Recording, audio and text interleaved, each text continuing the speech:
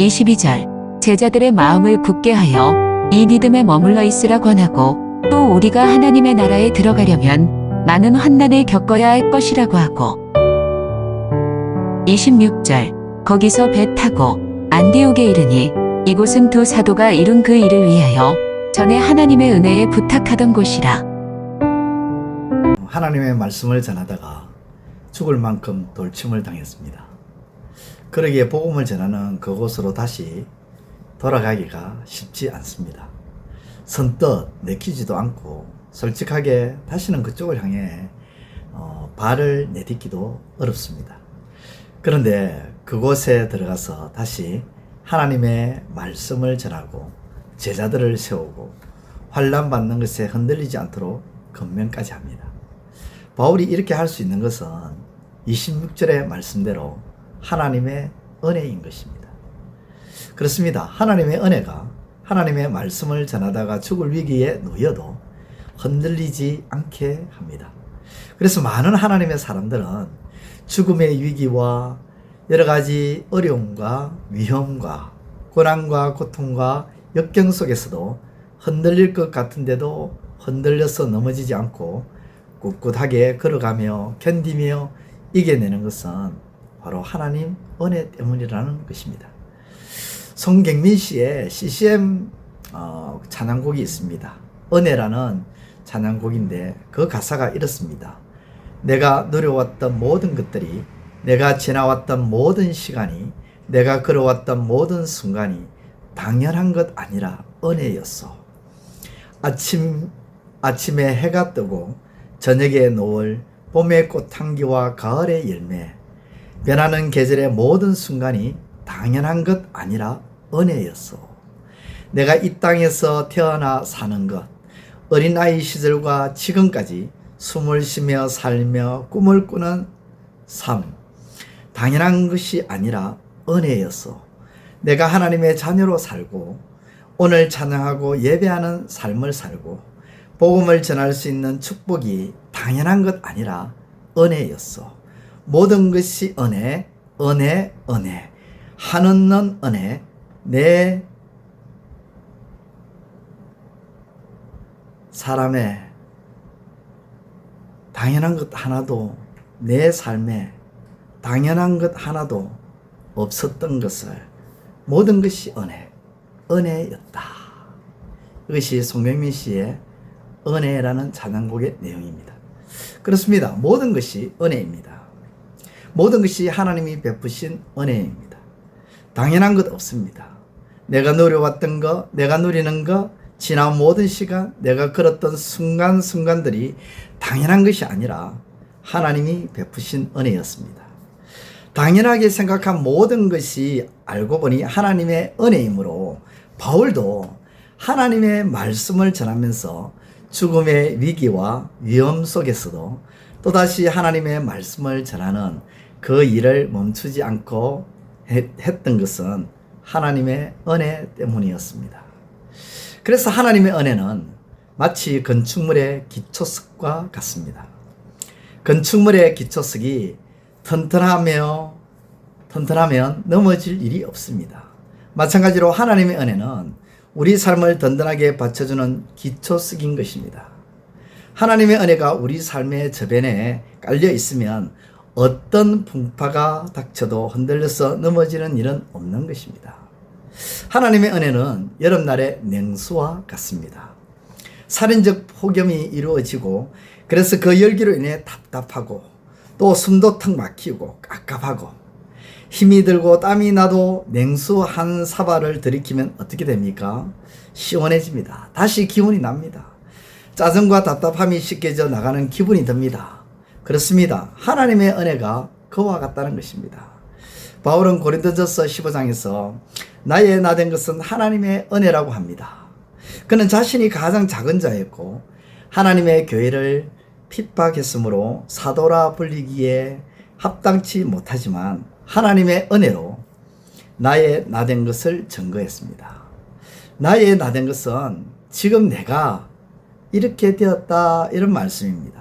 이 말이 나타내는 것은 바울의 인물됨, 바울의 성격, 바울의 인격을 나타내는 말인데 지금 바울의 인물됨과 바울의 성격과 바울의 인격이 지금 이렇게 되었다. 그것은 바로 하나님의 은혜로 그렇게 되었다. 이전의 바울이 아니라 지금의 바울이 된 것은 하나님의 은혜였다. 이렇게 말씀하시는 겁니다. 그렇습니다. 이전의 바울은 자기 지식과 자기 힘과 자기 지혜와 자기의 배경과 자기 출신과 자기 공로와 자기가 이뤄놓은 것을 가지고 열심히 내었다면 이제는 하나님의 은혜로 모든 것에 열심을 내고 목숨까지도 더럽지 않게 되었다는 것입니다. 그렇습니다. 하나님의 은혜가 모든 것을 감당하고 하나님의 은혜가 바울을 바울되게 했다는 것입니다. 그러므로 하나님의 은혜가 충만해야 합니다. 그 하나님의 은혜는 돈, 명예, 권력 그 어떤 것으로도 채워지지 않습니다. 오직 하나님께서 주셔야 됩니다. 그 하나님이 은혜를 주시도록 우리는 간구하고 부르짖고 매달려야 합니다. 그리하여 그 하나님의 은혜로 교회를 섬기고 주어진 삶을 살아가는 저와 여러분들의 삶이 되시기를 우리 주님의 이름으로 축원드립니다. 기도드리겠습니다. 하나님 아버지 감사합니다. 바울은 하나님의 말씀을 전하다가 참 어려운 그런 상황에 놓였습니다. 죽음의 그 위험에 놓였지만 그럼에도 불구하고 아버지 하나님 그 죽음을 두려워하지 아니하고 그 상황을 겁내지 아니하고 또다시 그곳에 가서 하나님의 말씀을 전하는 아버지 하나님 그러한 담대한 모습을 보여줍니다. 그 모든 것들이 아버지 하나님 바울 자체가 우리와 다르게 아버지 하나님 담이 강하거나 담대했기 때문이 아니라 그 담대함의 그 원인은 하나님의 은혜 때문이었습니다. 하나님의 은혜가 충만하니까 아버지 그와 같은 일들이 일어나는 것이었습니다. 아버지 하나님 오늘 우리도 하나님의 그 은혜의 충만함 속에 머물 수 있도록 하나님 역사하여 주옵소서. 우리 각자에게도 하나님의 은혜로 채워주시고 그 하나님의 은혜가 채워져서 그 어떤 상황과 형편에 놓인다 할지라도 넘어지거나 쓰러지는 것이 아니라 오히려 담대함으로 모든 것을 이기고 나가는 우리의 삶이 될 수 있도록 도와주옵소서. 예수님의 이름으로 기도드리옵나이다. 아멘. 이제 오늘 받은 말씀으로 함께 기도하겠습니다. 첫째, 바울이 하나님의 말씀을 전하다가 죽을 만큼 돌침을 당했습니다. 그럼에도 불구하고 그곳으로 다시 가서 하나님의 말씀을 전하는 원동력은 하나님의 은혜임을 잊지 말게 하옵소서.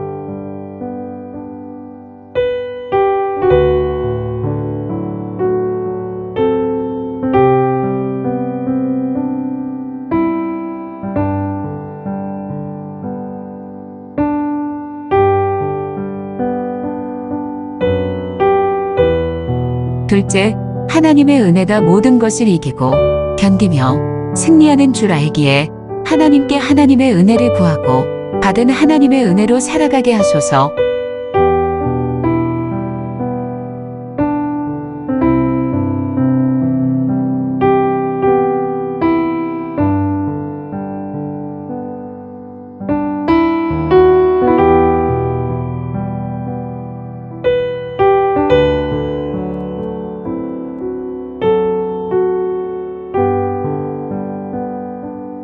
이제 오늘의 기도 제목을 가지고 합심하여 기도하도록 하겠습니다.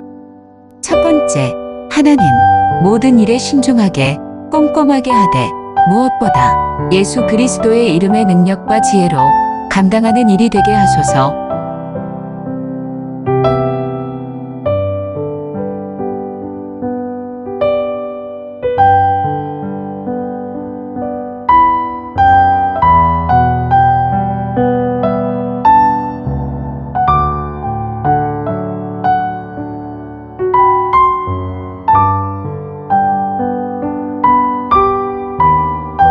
두 번째, 하나님, 작은 이익에 눈이 어두워지지 않게 하시고 그것을 바라보시는 하나님을 두려워하며 거룩함으로 나아가게 하소서.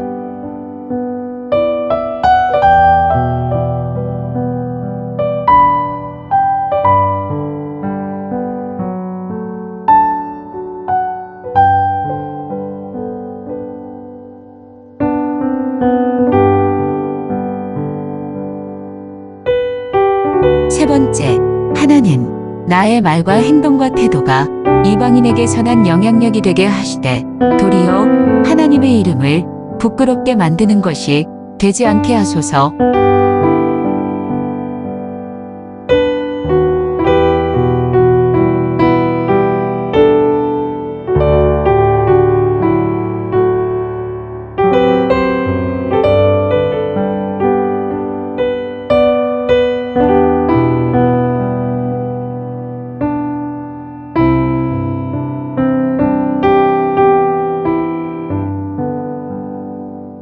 이제 개인의 기도 제목을 가지고 하나님 앞에 기도하시기를 바랍니다.